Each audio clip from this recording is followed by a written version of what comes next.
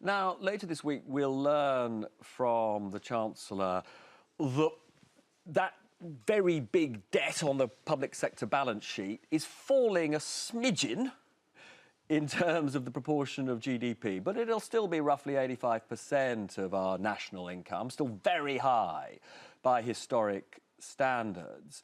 Now, lots of your colleagues think that this is therefore the moment for austerity to come to an end, for the Chancellor to be more generous in terms of funding public services. There are others who say, but the debt is still very high. Where do you stand on this? Well, this is not the time to start spending money like there's no tomorrow. Right. That there is still a large debt and there is still a high annual deficit. And I think to exclude various bits of government expenditure, such as interest payments, is a mistaken way of approaching it. I think you need to look at the total figure. Sure.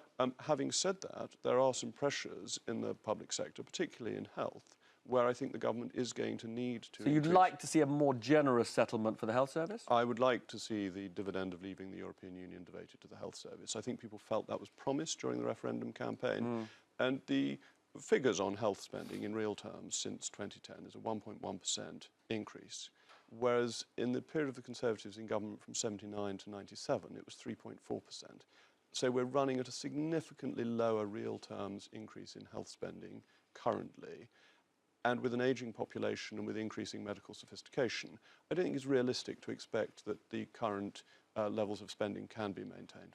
And very briefly on the issue that is dividing the cabinet, which is defence spending, where are you in terms of that argument? Gavin Williamson arguing that he needs a much bigger budget. Well, we clearly have great threats to face. What has happened with Russia shows us, assuming it is Russia, but that seems a reasonable assumption, that there are serious threats to the defence of this country. And we read in the papers that the follow-up may be a cyber attack and that Russia has been involved in cyber attacks previously. We have to be very conscious of the threats that there are in the world, but there is limited money. And so the question is, where do you get the money from? And anybody who wants to propose increased spending needs to identify where it is coming from. And that is the challenge for the government.